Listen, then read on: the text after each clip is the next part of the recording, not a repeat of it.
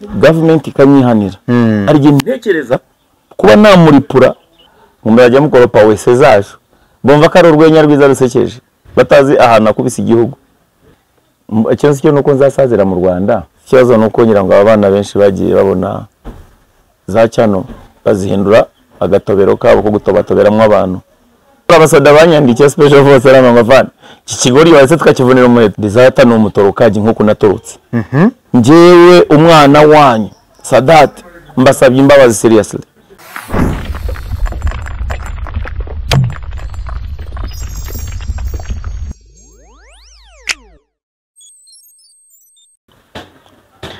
Yo, my beautiful people, light up the fire from east, west, north, south, central, Kigali, Rwanda, Kampala, Uganda, Nairobi, Kenya, Juba, South Sudan, Kinshasa, DRC, Dar, Tanzania, Bujumbura, Burundi, East Africa, to the world. Ya dem call me Yago, bad boy shatter, cooler believer, champion, monster, conqueror, for real, the teacher, the preacher, conductor, vibrator, aka boom fire. I'm Mr. Dreams, the top baddest, top connector, the true monster, the true hustler, the humble man, the most unusual guy, the motivator, the extravaganza. A number one rapid test boy. I live the life I love, and I love the life I live. The top shot number one baddest, a Mr. Energetic Man, alongside a Fande Major Robert ukipenda niite Major Robert or Pastor Robert inakuja mahini na soto msoto na ito Robert inakuja kwa style na dance kwa style na wapa hapa na hapa za huko na huko ise brother and sister the channel mnango telem kuna siku nilikuwa kwenye competition kali music ilileta watu wengi tofauti nimuona mmanzi wa kisasa je alitingisha hips nikatoka chini ndizuba microphone nikaitupa chini imagine original one sample them again sample them afande sample them. Okay, pero naitwa Robert na ito Robert inakuja kwa style na dance kwa style na hapa kwa style na dance hapa na gaza huko na huko ise brother and sister the channel mnango dance kuna siku nilikuwa kwenye competition kali music ilileta watu wengi tofauti nilimuona mamazi wa kisasa jana alitingisha nikachaka chini nilizuba microphone nikaitupa chini demo alinijaza ujinga ndo nilishika pole tena pose kusudi nishika hipo sanisikia bouncers wanishika mpaka kwenye stage mashabiki wakashanga mpaka wakaanza malamu nongono mala yowe habari ndo hiyo mushobora kuzamwihibagirwa rero uyu nguyu ngewe hari ukuntu mufata ayayayayayayaya flows murazumvise uyu ni waririmbye ngo tuzabona itorero Yesu naza tuzabyina nabera mbega ibyishimo n'umunezero kuri uwo munsi tuzicarana n'ibikomangoma twambikwa amagambo y'ishimwe tuzicarana n'ibikomangoma twambikwa amagambo y'ishimwe ubw'amakondera z'abavuze inanga nazo tuzazicuranga amavi yose azamupfukamira ndetse amajwi amuririmbire abanyabyaha banze kwihana bazataka abahekenyamenyo ubisi zaba yabahindutse yo ibihe biza babikomeye twebwe tuzabona itorero Yesu naza tuzabyina nabera ibyishimo n'umunezero kuri uwo munsi tuzicarana n'ibikomangoma twambikwa amagambo y'ishimwe tuzicarana n'ibikomangoma twambikwa amagambo y'ishimwe. Amen. Thank you so much for the good music. Yeah. Thank you so much for I owe you respect, man, and I mean it. Whenever I meet you, I feel like I meet a Afande. I don't feel like I meet a Musiviri. Na komba numva mwe n'umusiviri w'umujinga mba numva mwe na Afande. Ndakubaha Yago aho uri buva hose ukagero mushuti wanje pamoja na kuzidia miaka still uri umuvandimwe wanje kandi mushuti wanje. Big energy komero mugisha. Asante. Ansoriza wana ba big energy batari bamwe. Ndawakiriye bari bakumba ari benshi baranyandikiye dukumbuye Afande Robert. Garo Afande Robert azikuganira tuganirize. Garo Afande Robert mu minsi ishize ngiye kubona mbona uri murana tukwambona bari mu baragutuka ndavugane ko uyu mugabo abantu baramuzi. Ubundi Afande Robert abantu baramuzi cyangwa gusa baba bamubona gutyo bakumva bamufata ijambo. Uyu niwe waririmbye indirimbo yibihe nakwita ibihe byose uyu niwe muhanzi ufite indirimbo zirenga enye z'ibihe byose. Ubundi umuntu agira indirimbo imwe y'ibihe byose, kwa abantu bavuga ati uyu muntu afite indirimbo imwe y'ibihe byose, ariko uyu nguyu ari mu bahanzi ngewe mpa amaranka yuko bakoze indirimbo z'ibihe byose zirenze imwe. Amen. Zirenze imwe. Ni sisi wenyewe, Ni sisi wenyewe, Rwanda itajengwa na nani vijana, Rwanda itajengwa na sisi wenyewe, Mutara itajengwa na nani vijana, Rwanda itajengwa na sisi wenyewe, na sisi wenyewe, iye, na sisi wenyewe, iye, na sisi wenyewe, iye, na sisi wenyewe, iye. Indirimbo y'ibihe byose bro, indirimbo y'ibihe byose. Imuze dufatanye twubakira Rwanda.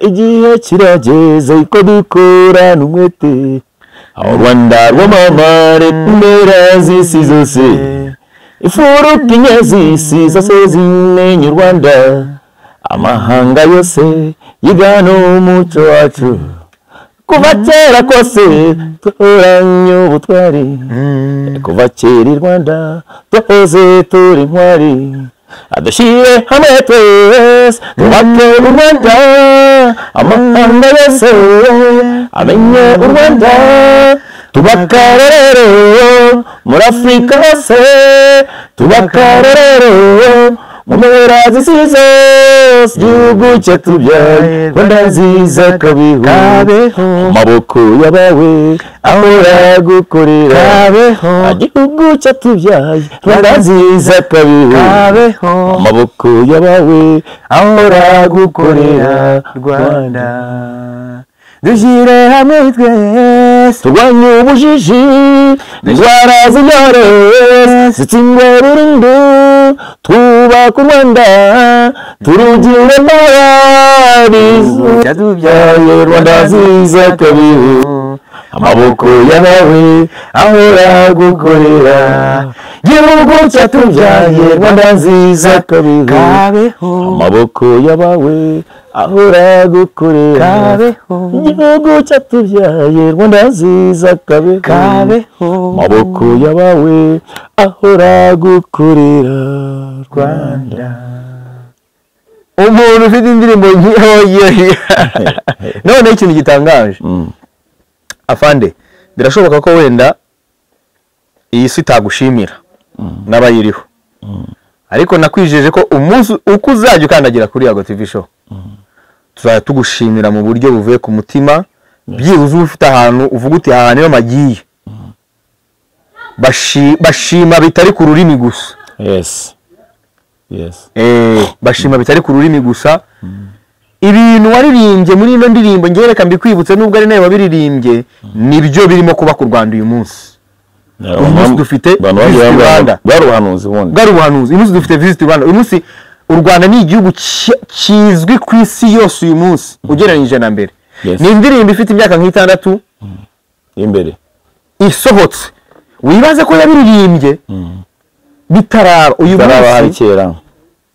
uyu munsi ibintu afande Robert yaririmbye mu ndirimbo, uyu munsi nibwo turi indirimbo umuntu yabakoze mu 1999 nibwo yikoze na muri studio, ntabwo ariko twayikoragamo ama rehearsals, nibwo nayanditse, nibwo 99 kuko zari ebyiri hamwe n'indi yitwa Jamani Uwezo Tunao. Jamani Uwezo Tunao yo uruka ko yasohotse kuri Radio Rwanda, ari Radio Rwanda yenyine hari nayindi muri 88 98 98 indirimbo nibwo yakozwe na ba Eric bakora ikuswa na studio ifite pistons eshatu zonyine, hamwe mukinjezamo naza gita hari akaba ya keyboard ya solo gita na piano, noneho hagasigara imwe ribuze gutwara microphone yanjye jenyine na muntu uri backing bitamara moje ndirimbo igasohoka, nkaririmba ibitero nka na backing nkongera byose mwishyiramo na mbwembwe kasoro na ito mbwembwe no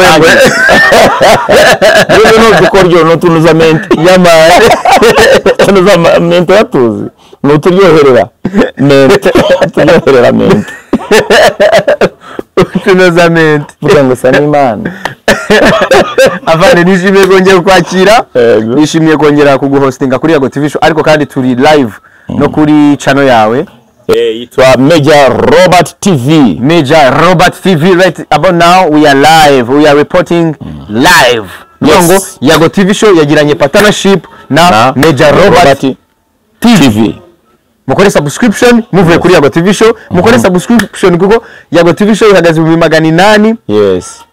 Hanyuma Major Robert TV ihagaze ajya mu 60 na, ariko ni benshi by the way. Congratulations. Kandi they are very active, abantu bari active by the way. They are very active. Mukomereza bace beza ndabasarita abantu ko imeze kandi bazaza babe benshi beza. Amina. Ndiko ndasenga ko baba benshi beza. I receive it in the name of Jesus. In the name of Jesus. Amen. Yeah, kabisa ndifuza ko hano ye kabaye byarangiye. Mugere mukore subscribe, mwandike muti tuvuye kuri Yago TV show Big Energy. Big Energy. Murabizi turiziranya aba Big Energy, nago mujya mu ngozi soni bambe. Buri munsi ndaba mentioninga, buri munsi mbahereza umva ama crowns yanyu ndayabaha kabisa. Wow. Amakamba yabo nayarayabahaye aba Big Energy ahantu muri, kuko namenye ko muri aba marayika Imana yahagurukije, namenye ko muri abantu Imana yahagurukije, kuko simbazi sinzi ngo baherereye, mbona just bankunda, mbona bakurikirana ibyanjye. Rero ndabasaba ngo uyu mugabo mugende mu munkundire, mwumve, mukore subscription. Amina. Asante kuri channel ye. Much respect. Hanyuma ndagira ngo utubwire Afande. Mfite ibibazo byinshi, ariko unyemerere ngewe uyu munsi nze kwibanda mu buhanuzi wagiye utambutsa mu bihe bishize, ariko ntibwitabweho. Gusa uyu munsi nkaba ngewe ndimo kububona nabubona nkumva nkwiye kukubaza kino kibazo. Iyo ureba nk'imyaka 5, 6, 7, 8, 10 ishize ukoze igihangano, icyo gihangano kikaba kigikoreshwa n'uyu munsi, ukabukiriho nawe ukabukiribonesha amaso yawe. Igihangano wakoze muri iyo myaka yose, ubuhanuzi bwaciye mu gihangano bukaba burimo gusohora cyangwa bwarasohoye, kuri wowe bikwereka iki Afande? Ari yo urakoze kubanza kumbaza icyo kibazo. Ubu buhanuzi ari ubuhanuzi bukuzira, abenshi bakabyita ko ari inspiration agize, abandi ntibamenye ko ari Imana irimo gukora muri uwo muntu. Nk'iyo ndirimbo nayanditse mu 1998 nibwo nakoze iyo ndirimbo. Aba bana bato bari bavuye ku bibere ngira ngo abone ba ofisiye, bamwe ne ba kapiteni barakoze. So ubwo buhanuzi kuri njyewe kuno mbibona, mbona Imana ifite inzira zirenga 1000 wa mugana w'abarokore. Bivuze ko noneho Imana iraburira abantu abafite ubwenge bakabyumva mbere, abandi bakagenda bisobanukirwa badaye, kuko twebwe nkatwe abahanuzi bwagiye busohora twumva bukatwibagirwa mu mitwe. Ariko wabona ubuhamya bw'ibyakozwe nibya ukahita wibuka uwahanuye, kavuga ari umujyama wigize bivuga ko bivuze no mu ndirimbo.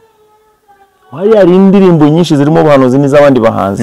Iyo abahanuzi benshi ni nk'abahanzi, abahanzi benshi ni nk'abahanuzi, kuko avuga ibintu ukajya ukabona niyo amwe nagiye mbwira abahanzi abone mwebwe mugerageze nujya wumva wihanuye ibintu bitigeze bikubaho. Hari nk'umwana hano mbuga ndo uririmba nitwa ngo niwo urigenda wandirinyaho basi kareto wazefu sonye biki niyo uramutse upfuye ukansigaje nyine muri nkatangira no wajya kure nzatega basi ngusange kumva arimo usa nkaho uyatora ibintu bimeze gutyo. Sasa ubwo buhanuzi nabwo buragera igihe bikabaho, kaza kumbona ukambona mbinyamakuru ko tanga is power. So novuga ngo ubwo buhanuzi ururimi rurarema nkuko bivuze rifite imbaraga.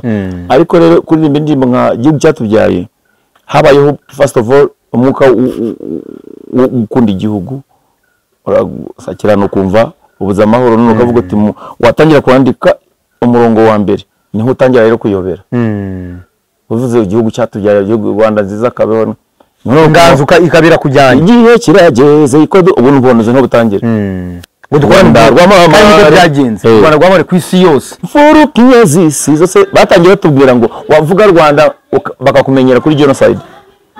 kavuga genocide Rwanda 1994 genocide ngo that's too and what bakavuga ibyo none ukabona umuntu akabona amenya u Rwanda ku kibi cyabereye mu Rwanda mu bwicanyi nta cyiza arimo kuruvuga nta cyiza arimo kurubona. So ibyo byasohoye mu buhanuzi bwanjye nahanuye muri icyo gihe cya 99 noneho Imana inyura mu excellence u Rwanda rumenyekanisha ubu kubera imiyoborere myiza n'ibikorwa kuko uzikafandagize kuvuga ati aba bantu biro batukana iyo bakanyambareka cyo kubitisha ibikorwa aho ibikorwa byiza byakandagiye n'amahanga kumirwa no dutendo u Rwanda rugenda rugiye kurinda umutekano hiyo no hino ku isi discipline yonyine y'ingabo z'u Rwanda byari mu japo kugira ngo bamenye ko ngo abo ni bande bakore hari n'ubundi scenario bagiye nk'iyo muri za mission z'abantu batajya banavuga abazungu bakumirwa yego so nuvuga ngo bituma ubuhanuzi bwanjye hano bukasohora bakumva ngo amagare yaje mu Rwanda ku isi yose yego isi kabisa none iri shama rya UCI nuvuga ngo iryo rushanwa kugira ngo rize hari none hari n'ibindi numvishe bigiye kuba ngo hari ibintu barimo kubaka mu Bugesera Rwanda rurarenze yango ibyo byose warabiririmbye uyu munsi nibwo biri mu mboni yawe ubona iki afande mbona mu mutima wa feelinga gute cyane cyo nuko nzasazira mu Rwanda nkanezerewa muri u Rwanda rwacu twafatanyije n'abakurambere kugira ngo turwubake kugira ngo twebwe ngo twuse kivu batagize batashoboye kuba basoza mba numva muri njyewe ari morale n'ubundi hanze yarwo ariko ndarusengera amahoro kugira ngo rushe kugira rujye imbere mbangaye abantu bagenda wenda bakaba bavuye bazanywe n'impamvu z'abavuye mu Rwanda batorotse wenda yagera hanze ikibazo yarafitanye n'umuyobozi cyangwa none akumva yabitura u Rwanda yego akumva ko u Rwanda rwarimbuka ibyagezweho byangirika gusenya icyagezweho iyo ni ibintu bya cyera byo kwa Idi Amin ariko today umuntu arubaka agashyira itafari yanene mu nabandi bakazasanga bagashyira irindi ntabwo u Rwanda ruzongera gusenyuka so jewe ndi proud yuko dufite u Rwanda kandi nitirwa umunyarwanda kandi wagize itafari nshira kuri igihugu cyanjye. Wow urakoze cyane no kuba unyinjije aho ngaho ni nayo mpamvu ngewe mwishimwe ryanjye umunsi ku wundi iyo duhuye ngewe ntago njya ndenza ingohe ibikorwa wakoreye igihugu ngo mbe nakubonera mu yindi image cyangwa mu yindi sura. Hamaze iminsi mbona hari abarimo kugutuka bagushyiraho ibintu bamwe bakuvuga ati uri ikigarasha umaze kuba ikigarasha uriya muntu nabonye ukwita gutyo kuvuga ngo uri ikigarasha ngo ukore ibi mu mvugo zawe no mu bigano biherutse twigize gukorana ugaragaza uburyo bwose ni nawe muntu mu bantu na host nzano muri Uganda dukorana ikiganiro ukumva uracyafite u Rwanda ku mutima urimo uravuga u Rwanda neza urifuriza amahoro u Rwanda ariko hakaba haza umuntu akavuga ati uriya ni ikigarasha uriya bimeze gutya na gutya maze iminsi mbona nawe ubikoraho ibiganiro ndavuga ni nkubona hano kuri Yago TV show nzabikubaza byifashe gute afande. Cyambere na mbere nuko narababariye bari cyo naragikoze n'ubu ndababarira nibyo je ubundi nabwo yavuze nabwo ndamubabarira ibyo bintu urabona abo bantu abafite ubwenge nago bavuga muri izo sense imvugire yabo bana bukuntu bavuga bagaragaza nkaho badakunze igihugu bigaragaza nkaho batigeze bajya byibura mu itorero ngo batozwe umuco bagaragaza utuntu twinshi cyane birambabaza simbabara ko bavutse Robert ahubwo mbabazwa na RDF cyangwa RPF kubona umuntu usa nkaho ari muri icyo gihugu giprotectinzwe na RDF na RPF yarangiza agatukisha izina y'abayobozi bacyo mu gihugu kubera imivugire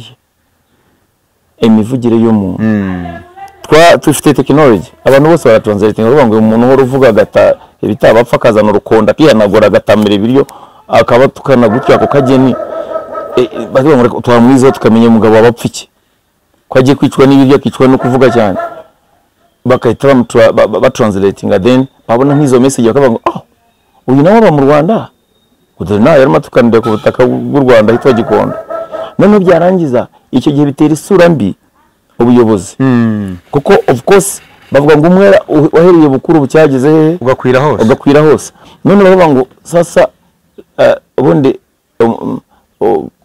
ikintu cyitwa leadership iyo balancing abayoborwa umuyobozi mwiza balancingira ko bayoborwa kuko umuntu nombona ari pana mkubwa sana afite social media yigize iwe nk'ari ayoboye igihugu cyose agatuka abantu ku bitsina by'abanyina na base kandi dufite umucyo mu Rwanda ngo kirazira kandi numva ngo gutukana mu ruhame kabone no kureze ututse atakureze rib irakwa taking ariko kambona yinyuraho n'amakabutura nyeganyeza amabuno agatambuka akagiye gutuka abandi so kumva bitanga isura mbi njye nta kibazo kuri jewe ndabababarira namara kubababarira urubanza nkarusigira Uwiteka ariko muri abo banutse hari umwana umwe Uwiteka yaciye ku ntebe ye atazongera no kubona intebe ye itoha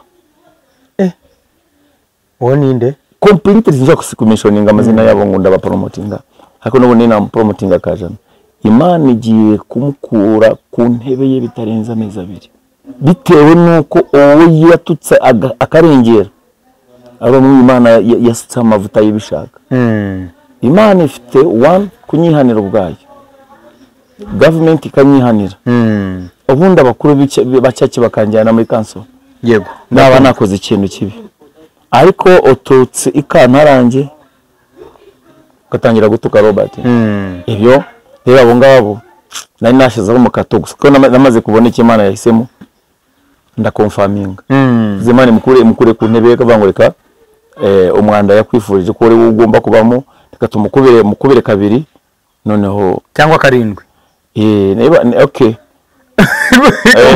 Ngenda mbwira abantu karindwi kuva ku ngurube ngiye mbambwira abantu bangurikira icyo nyifuriza kano kanya niba unekereje ukagira ikintu nyifuriza Imana igukubire karindwi niba ari cyiza ubwo iragukubira karindwi niba ari kibi nyifuriza nabwo urakubirwa karindwi ubwo ruvango hangaho nanjye nahitamo abahara kandi nzajya mwifuriza ibyiza gusa ko ibyo mwifurije nzajya ndi doublinga karindwi Abariyo man niko afande uwo muntu arifashe aragututse ntazi imibereho yawe abantu bameze gutyo niki wababwira abantu bifata bakifatira ku gahanga abandi bene wabo noneho basangiye igihugu basangiye ubutaka basangiye Afrika abirabura ari umuntu ushobora gukora ama episode yavuga gutyo akajya ku muntu umwe akakora rwa mbere rwa kabiri rwa gatatu akabona utamusubiza ntago aba yuzuye mu bwongo nago kandi noneho kureba friendly force ukaba ari zo rasamo makompara ntabwo ari byiza ikibazo nuko ngira ngo abana benshi bagiye babona za cyano bazihindura agatobero kabo ko gutobatoberamwe abantu bose kandi ari nyamara abantu batemewe gutukwa sasa abandi bose narababari nabo naramubabari ariko Uwiteka yavuze ati nubwo n'uwamubabari ariko agomba kubona akanyafu kandi gatubutse Rwanda gusereka kabona ko uyu mwana yarakubiswe simbivugiye hano kuri TV ebyiri Yago TV show Media Robert TV muzaba muandika itariki y'uyu munsi kumara amezi 2 murekere barindo hiyo Imana igiye kugira ibyo yikorera ubwayo harimo unyemerere afande uyu munsi mu mboni yawe nakunzana uvuga uti ndabizi ko nzasazira mu Rwanda how does it feel kuko iyo jambo rivuze ariko nyumvamo ikindi kintu nyumvamo indi mbaraga idasanzwe how does it feel kuba tutagendeye kuri ku makosa cyangwa ku byavuzwe cyangwa kuri cases zagiye zivugwa ngiye nko kubaza ngo how does it feelinga gute kuba wakorera igihugu ukakitangira n'uyu munsi ukaba ukigikorera by the way ukaba ukikivuga ukaba ukigikunda ukaba ukivuga uti nzagisaziramo ndabizi kandi nzagisaziramo meze neza cyane how does it feel kuba utakirimo nibyo ndabikubwira ko arakanusha kubanza gusasira mbere byose ari abantu umva tubite nka aduyi u Rwanda cyangwa wa leta y'u Rwanda bifuza gusenya ibyo bubatse babigizemo uruhare mu kubyubaka jewe nyamara yo numva ishavuye n'itafari na rimwe tuvuge for example ngo mu ngengo y'imari yamanutse kubera ko ibihugu byafashaga leta kava abana baraserebora Rwanda baruhani bari bafata na rundi Rwanda uzabona rwawe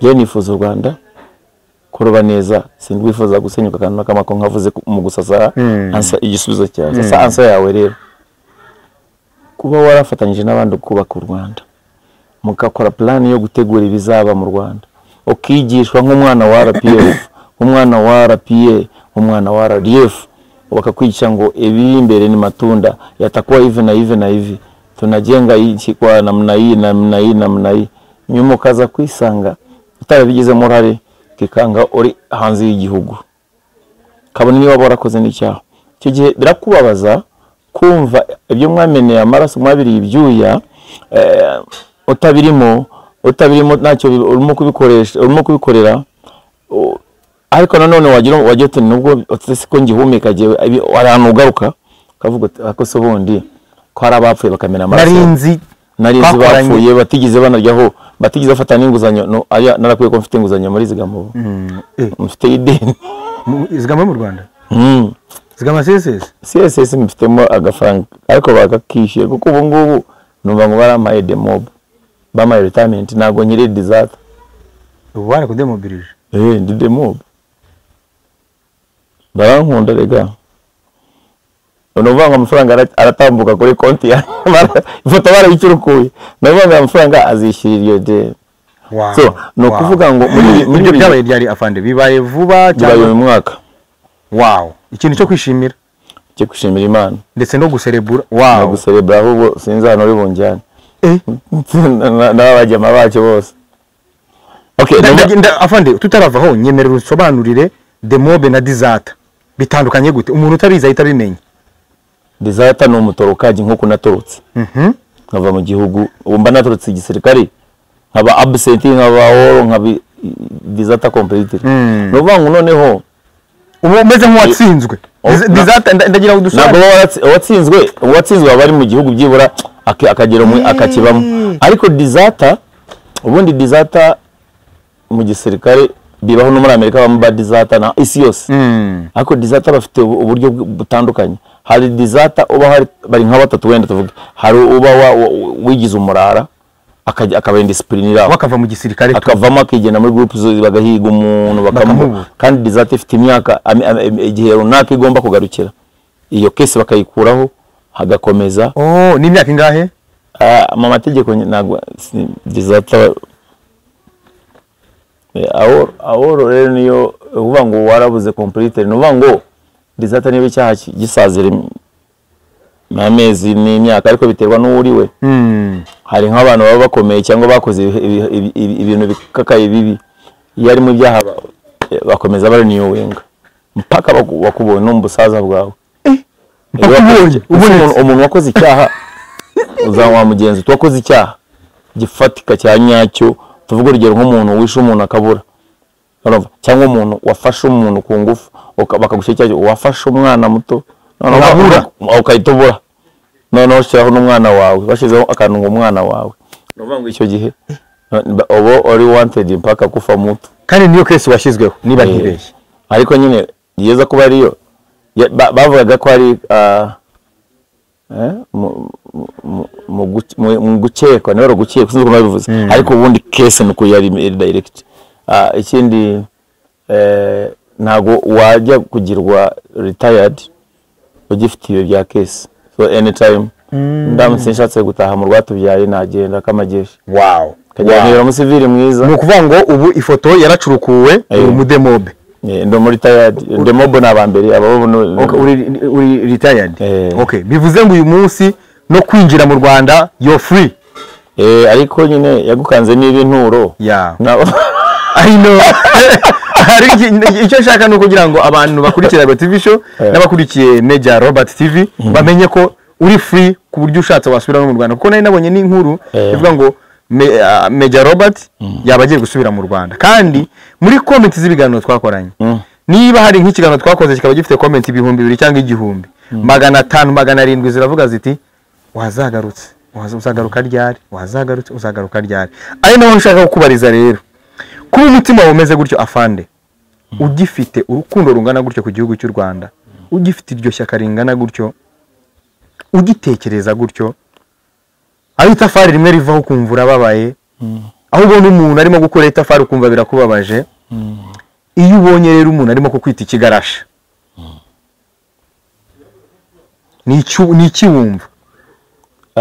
Bariya nago ubarakare cyane. Kunyita ikigarasha ni password y'umuntu wese watorotse mu Rwanda abaye ikigarasha. Bakwita ikigarasha.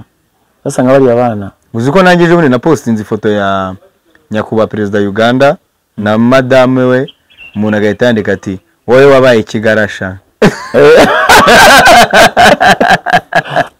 Nanjye rero umuntu reka mpite musubiza, nawe ubwo ngubwo wamaze kuba icyondi. Icyondi byamanje bitango yari ni ifoto. Niba ndi ikigarasha ubwo uri ikigoko kubera kwipostinga ifoto ya none se perezida wa Uganda simukunda, ndeke kugaragaza ko mukunda perezida w'u Rwanda, ndamukunda perezida wa Kenya mwange ngo kubera ko ngo Africa bose urabakunda ma, none se ubwo ni ngombwa ngo ibaze ko na postinze ifoto umuntu araza ahita avuga ati wowe wabaye ikigarasha. None se ko aba function imwe ngo tuvuge nka ibitangane ibintu bya ushirikiano imara, ni ibintu bimeze military exercise. No kuvuga ngo abo bantu iyo bamaze kuba barimo gushwana ntabwo bikuraho ko idarapo y'icyo gihugu ritazagera gute, ritaza kuzamurwa muri icyo gihugu. Yes, noneho bigatuma igihugu gisigarana ubusugire bwacyo no kubahwa n'icyubahiro cyabo. Kandi president nkawe cyangwa nkanjye Sergeant Major nsobanne kubasha kuba bavuga president wahandi nkonze guhagara ku mukane nk'abari abana batazi ibyo batuka. Biri yatubwira ngo nimugatuka ibyo mutazi. Koko ngo na marayika ukomewe ni marayika noza Mikaeli. No yari marwana intumbi na Satani ya Mose. Satani atenda mutwaye ngo naho mutwaye nubwo bari mu ntambara yo kurwanira intumbi ya Mose, ntabwo yigize atinyuka gutuka Satani, ahubwo yamubwiraga ngo Imana iguhane, Uwiteka guhane.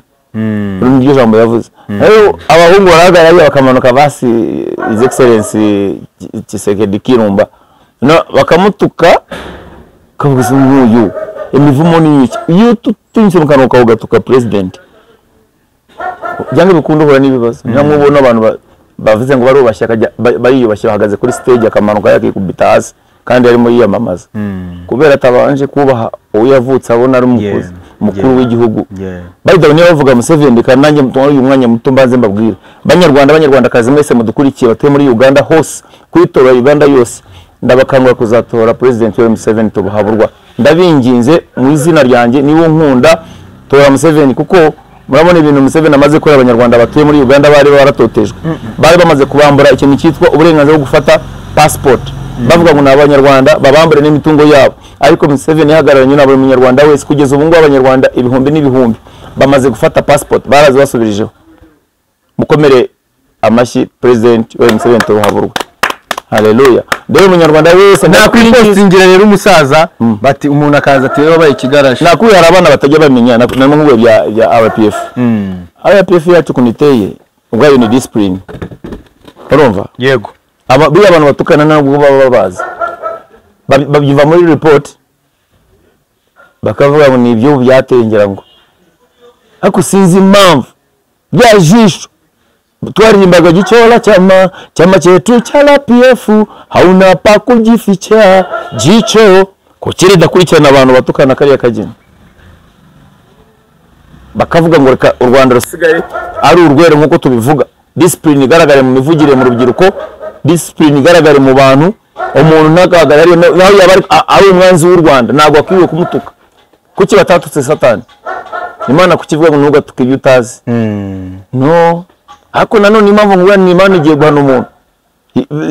Migane tuya ngo inkoni zikwiriye ibitugu by'umupfapfa.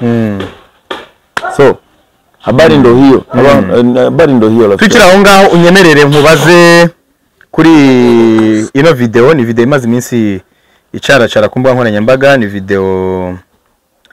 video y'umwe mu bagabo ba rwiyemezamirimo, umugabo witwa Sadate Munyakazi.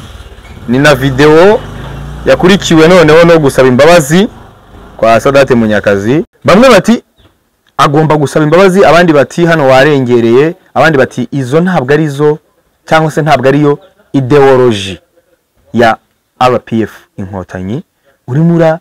Urimura miss using, urimura akoresha imvugo zawe bwite, iyo ntabwo ari ideology. Abenshi nuko bamubwiye avuga ati biratangaje kubona umuntu yahabwa mikoro akavuga ibintu nk'ibi ngibi kandi agasaba abantu ko ariyo ideology bagira.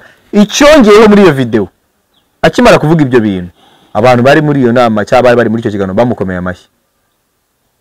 Akimara kuvuga ngo abarundi ngo baza kubura imihanda, ngo abakongomani ngo boza amatoilette, abari bari muri iyo nama bamukomeye amashyi. Abone ba so urubyiruko rwari hari n'urubyiruko yego. Hanyuma se urabizi ko ngira ngo mu Rwanda bo system ni nka yango emeze nk'ya mu cyaki.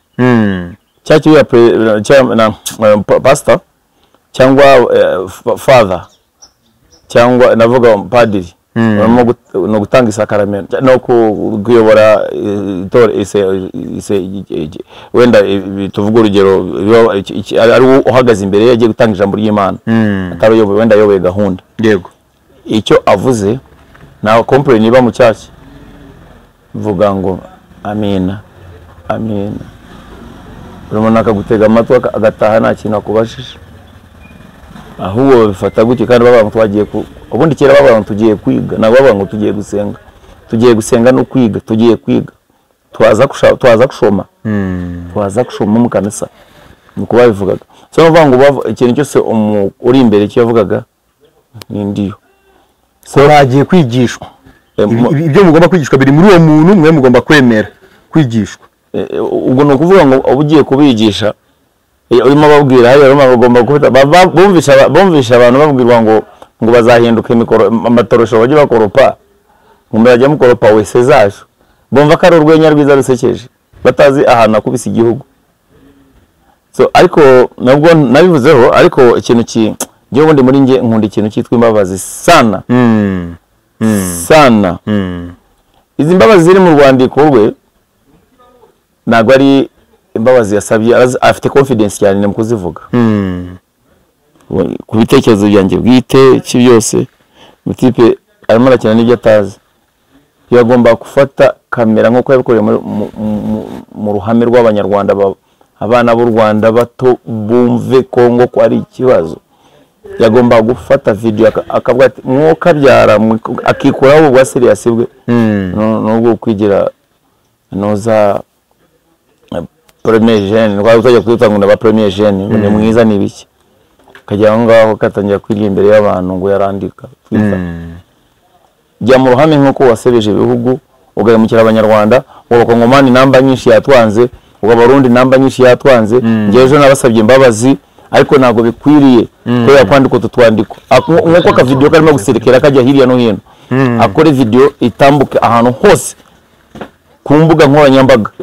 Banyarwandakazi, Banyekongo kazi, Barundi kazi, njyewe umwana wanyu Sadate mbasabye imbabazi seriously.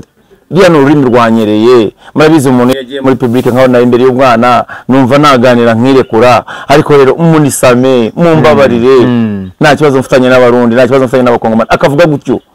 Ariko arahakisha mu nyandiko atanifanya nini ngo kubitekerezo byanjye bwite, bitekerezo agiye ngo hari umuhagarariye, agiye ngo hari umuntu wambwiye ati wahombe we andika utuntu tumeze gutyo na gutyo tupitisha, bazakora iki se?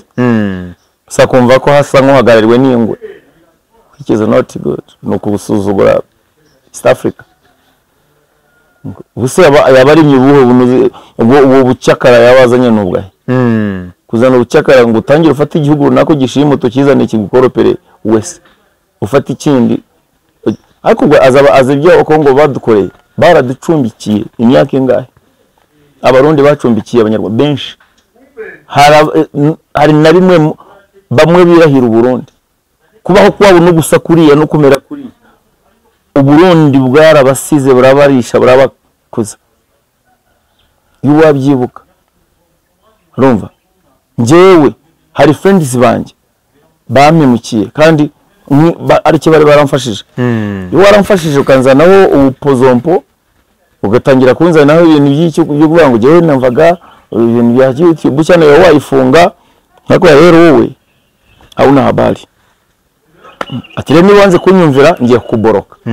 Sasa kama huyo uwo nguwo ndarije ntekereza kuba namuripura namubwira nituka nkibuka neza yangiriye. Urumva nanone umuhungu umugabo Sadati yarakwiriye kwibuka neza Burundi bwagiriye u Rwanda. Eko mutango ni gatoya ni kanini Kongo cyamariye u Rwanda.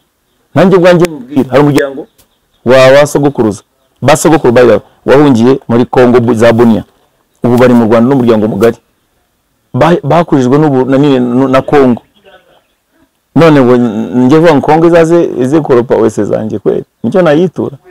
Naho Kongo yakagize ikibazo cy'ubuyobozi n'abayobozi bo mu Rwanda kubera umuyobozi wabo byaba wenda bitumvikana politiki we don't know sindo mu politician none bigahira aho ngaho. Sasa abana bahungu kuntu bashyanuka hari ukuntu bagenda bagashyirwa myanya migari bakabona agafaranga aragakirigise kanini cyane kumva afite ama etage afite ibiki hano butabifite nawe nk'abari abajya banuka akumva ijambo rya His Excellence avuze cyangwa ry'umuyobozi umwe nka minister arivuze mu kinyabufura agiye kumwigana nawe atangira gushwanyagurika. Niba His Excellence avuze ati ariko Kongo abantu bakatwishyira mu bibazo by'abanyekongo ntabwo bitureba dufite ibyacu hano mu gihugu mu Rwanda tugomba gukemura duhangane n'ibyo narakeneye ko njya kubafasha ibibazo byo kubafasha umutekano banyishure. Urumva noneho uyu nguyu washinze ka YouTube akumva ko akagera kuri jambo His Excellence yavuze ngo abo ngabo se abo bigira ngo bazaza gukora ko bazaza ryarise bazaza muzihe bazaza ngo bagiye nk'ibigarasha bizasaza ari bigarasha.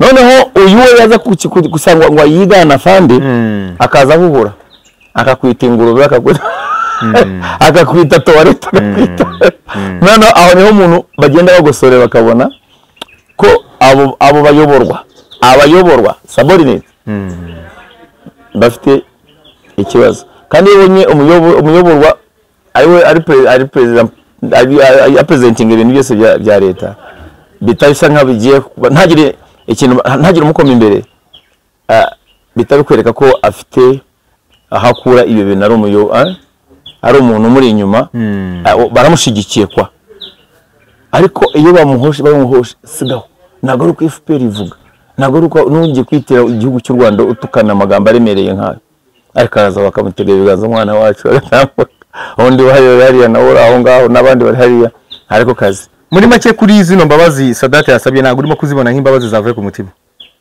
Yewe nanjye baga abantu dusaba imbabazi kwinshi mfite n'akana k'agahungu kamwe kadakunda gusaba imbabazi nka mukuru wako ukavuga mbabarira bakareba hariya hako nawe ndadi mbabarira no kuri mbabarira. Urumva so niba ko Imana ibona ko Sadati kuri ariko bimuvuye ku mutima ariko mu kugaragara kwanjye mu kureba n'urwandiko rwe over confidence muri same abanyarwanda mbe kubera inyungu zanjye bwite nibike zarasaba abangaba ntago asabye imbabazi abakongomani ntago azisabye abarundi arumva nyine baye wafanye warundi ntacyo bazadutwara kandi ubavuza abarundi still ndani mu gihugu harimo impunzi z'abarundi mu Rwanda harimo impunzi z'abanyekongo. None wowe abonga kwanza aho ngaho mazingira aho aturi harimo abakongomani wasanga no mukozi wo mu rugo we usanga no mukongomani cyangwa ari umurundi kamere bakamwihorera ariko iki buri muntu wese icyo wakoze ku isi njya ndibwira abantu buri kintu cyose kibi wakoze ku isi kizakugaruka buri kiza cyose wakoze ineza yawe izagusanga kandi birigaragaza cyo kujya ugatuka igihugu cy'abandi ukigere inyazo mu magambo baguhaye kuvuga rimuvuza 5 ni gute utakosa. Yewe babona njya kuri za kamera nkatangira kudidimanga mba ndimo kurisha ngo ijambo ridasohoka nzaribazwa ibi bintu turiho ni ibintu bidasanzwe umuntu asubiza inyuma ngo se wavugaga ibi nibi Fasori yibutse kwiyorosa bukeye kandi nawe kugira ngo noneho yirose neza akwirwe yanze kubikora yabikoze muri social media na confidence yahagaraka wa sorry ubu yabona president wa Kenya we Ruto ahagarara akasaba imbabazi akanarira ni ikigoryi imbabazi ze za nyirareshwa. Okay, unyemerere dukubitire n'ubundi muri icyo gihugu wari uvuze, igihugu kiyobowe na President William Ruto, ni igihugu kimaze kita nk'icyumweru kuko bo bamaze icyumweru ba musaza baba yaritabye Imana ariko babitangaza nyuma ho. Ni igihugu cyaguriwe n'umwijima aho Raila Odinga yitabye Imana, umwe mu baharaniye ukwishyura ukizana, mu baharaniye icyo nakwita ukuri cyangwa guharanira ko kuri muturage wa Kenya, not only Kenya, Africa muri rusange, kipe wa munyafrika cyane, Pan Africa, urugendo rwa Raila Odinga kugenda ko cyangwa se kuba uyu munsi Afrika itakimufite, ni igihombo kimeze gute kuri Afande? Ni igihombo wadusobanurira gute? Byo nyine yarafite poster yakuriye muri East Africa community, yari umunyabitekerezo bizima. Rero abanyakenya babuze umuntu ukomeye, yari umuntu anytime yagomba kuba president, yari qualified, yari umuntu ukunda igihugu cye mu buryo budasubirwaho kandi wanga akarengane. Umugabo Afrika kwa ujumla tumepata yani msiba na maumivu sana makali kwa tumempoteza akafariki duniani Raila Odinga, mheshimiwa tena mwana Afrika, sio Mkenya pekee, labda ni wa Afrika nzima, hasa East African community. Bwana huyo alikuwa mkali, mzuri, yani alikuwa na umuntu ufite inzenya zidasanzwe, gusetsa abantu no kugira morale na mwibuka yiyamamaza abyina aririmbira abantu. Mane mujyana yashaka aho yateguriye, aho yakoreye, aho yamuteguriye. Twebwe rero no kubyakira nk'ibindi byose nakunda. Afande, reka ngushimire cyane ku kiganiro cyiza tugiranye kandi kirimo gukiriyaringa byinshi. Hari n'ibindi bibazo twa tugifite ariko nutwemerera muri party ikurikira tuzakubona mu bihe bitandukanye n'ubundi. Kandi mbwire aba big energy mwese mwakoze subscribe kuri Yago TV show, mugere mukore subscribe, munsi gatoya murasangamo link ya channel ya Major Robert TV subscription. Turongera guhura dukomeza kuganira kubera ko mwibuke ko Afande hari byinshi agomba kuzadusobanurira cyane biba mu gisirikare, hari byinshi agomba kuzadufasha. Nk'ubu nago narinzi Demobe na Dizata ngo batandukaniye. Uyu munsi ni ikintu twize, uyu munsi ni umvuga nabwo ati ngende retired di Demobe di Dizata, uzajya umenya icyo ashatse kukubwira. Kubera ko dufite ababiciyemo, dufite ababibayemo, kandi ngewe iyo Afande ageze hano tuba tugomba kugira akantu twiga kajyanye n'igisirikare kamari tuzi. Kamwe twigaho kamwe kamwe urabyibuka ko n'ubushizari n'ubu ngubu rero hari kandi twizi uyu munsi. Ndagushimira cyane, asante sana ku kiganiro cyiza, kandi nshimire n'abantu mwese murimo kugikurikira kuri Major Robert TV. Ni channel ya Afande, mugere mukore subscription, ibintu byose bibe biri munange. Hanyuma icyo wumva wabwira abakunzi bawe, abafana bawe, nabonye hari abantu benshi bababoye kubera ko wiswe ikigarasha Afande, unyemerere nongere mbigarukeho. Ariko ni gute ufata umuntu nka Afande Robert wakoreye igihugu, wasavinze igihugu imyaka myinshi, n'uyu munsi cyo gisavingwa ukigikunda ukikivuga, ukamwita ikigarasha. Abafana bawe cyangwa abakunzi bawe hari benshi bazi ko wababaye, ndetse narababaye. Giye kintu cyanambabaje cyane no kubona umwana utanzi, nabonaga ari umwana uraho ngaho uvuza ka uko se nabonaga ari abana nikundira, ari cyana kibi cy'igikaporari ndi seja majoro, nkabona ntazi ko wenda aba amaviews ashobora niho gushaka amaviews, we kutabikora ibi bintu goko kudakora ibintu nk'ibyo gushaka views. Kandi ngiye ngo nene nabivuyemo, unagarutse gusavinga aba big energy n'abantu bo kuri Yago TV show ku buryo ubu ngubu ni content ziri positive. Ahora abasada banyandikiye special force rama Afande, iki kigori wase tukakivunira umuheto, ndabona ya nimuzatushe afite inkoni igiye kumukura ku ntebe vuba cyane, mumureke Imana izamukumbagaza.